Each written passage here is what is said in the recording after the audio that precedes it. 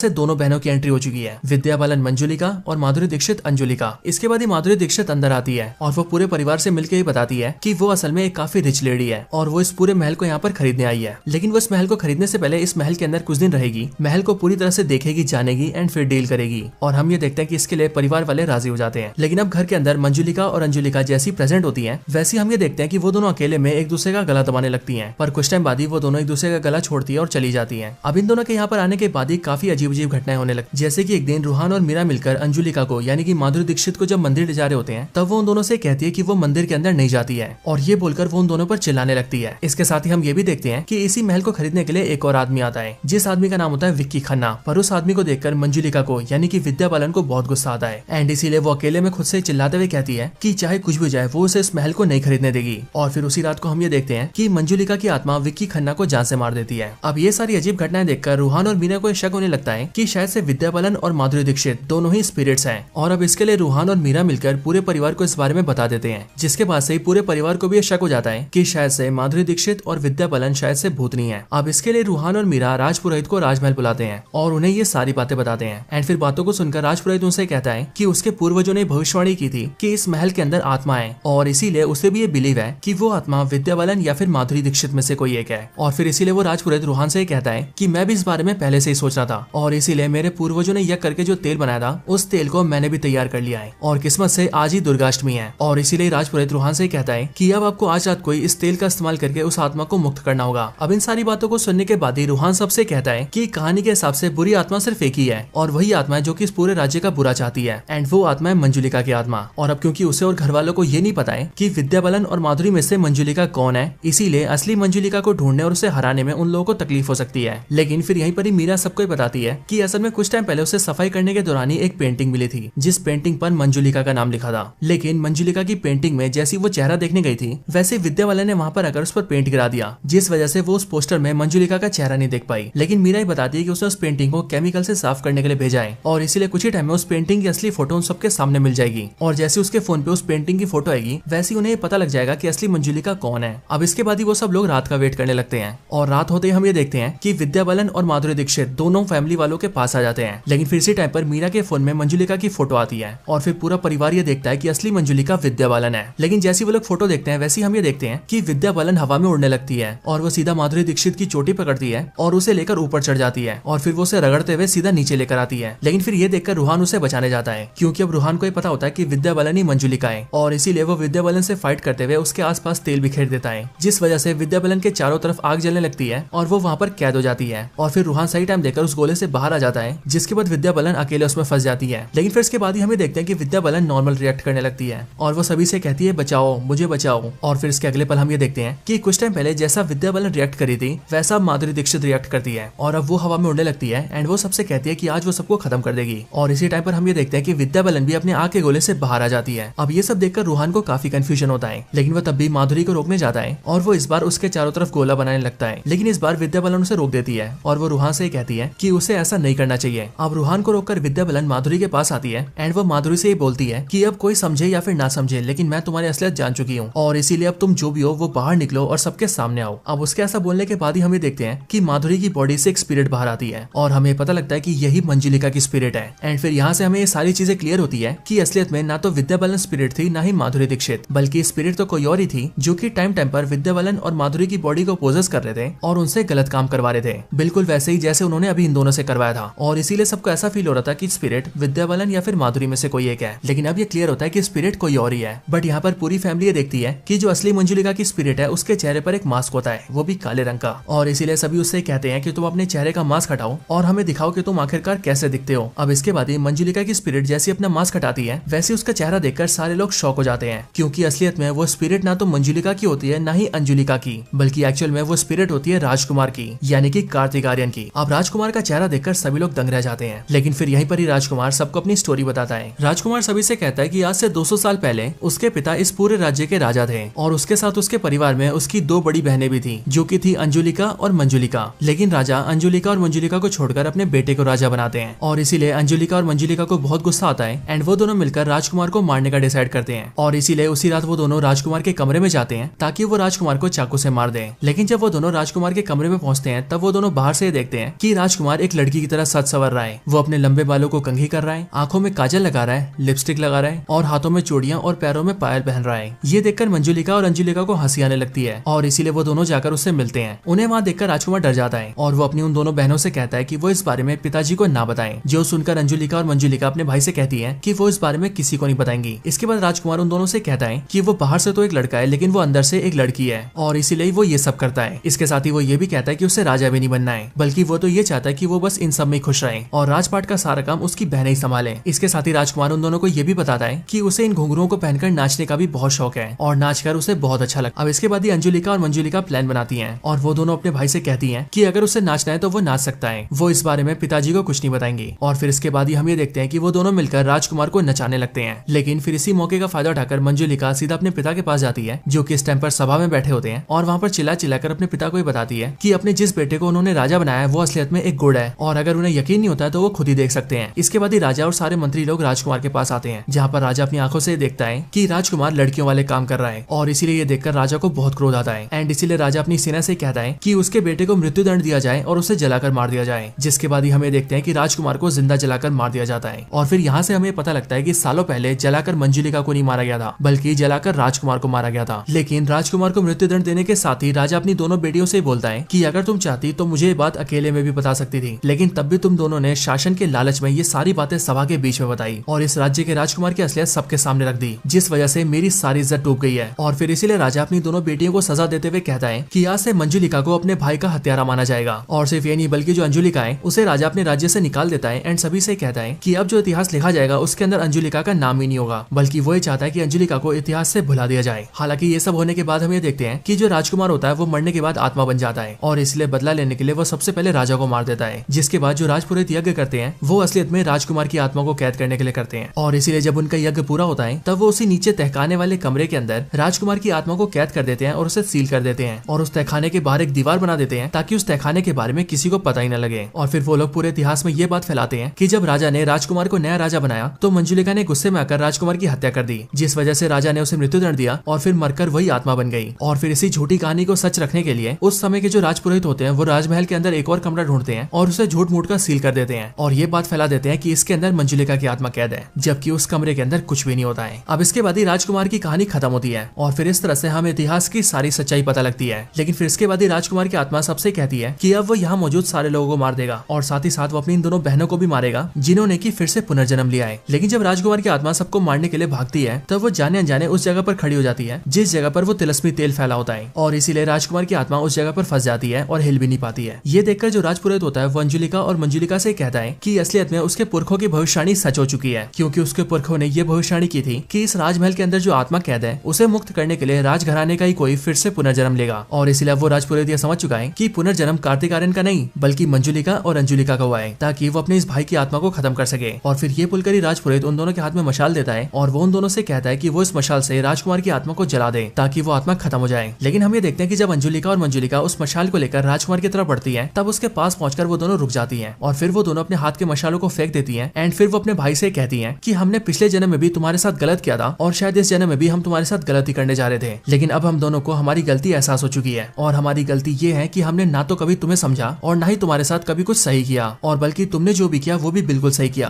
क्योंकि पिताजी ने तुम्हें मृत्युदंड दिया, तुम्हें जिंदा जलाकर मार दिया, वो भी बिना तुम्हारी फीलिंग्स को समझे हुए, और इसीलिए तुमने पिताजी को मारकर अपना बदला लिया। लेकिन अब हम दोनों बहनें ये चाहती हैं कि तुम यानी कि हम दोनों के भाई हम दोनों को माफ कर दो, क्योंकि हमने पिछले जन्म में तुम्हारे साथ जो भी किया वो हमें नहीं करना चाहिए था। अब राजकुमार की आत्मा जैसी अपनी दोनों बहनों की बातें सुनता है वैसे वो बहुत ज्यादा इमोशनल हो जाता है। लेकिन अब क्योंकि दोनों राजकुमारियों को अपनी गलती का पश्चाताप होता है, इसीलिए हम ये देखते हैं कि राजकुमार की आत्मा को मुक्ति मिल जाती है और वो हंसी खुशी वहाँ से गायब हो जाता है। लेकिन फिर इसके साथ ही ये मूवी एंड हो जाती है। सो दोस्तों, ये थी वीडियो भूल भुलैया 3 मूवी की स्टोरी के ऊपर। आपको वीडियो कैसी लगी ये आप मुझे कमेंट्स के अंदर जरूर बताना, और अगर आपको वीडियो पसंद आई हो तो वीडियो को लाइक करना और कमेंट्स के अंदर भूल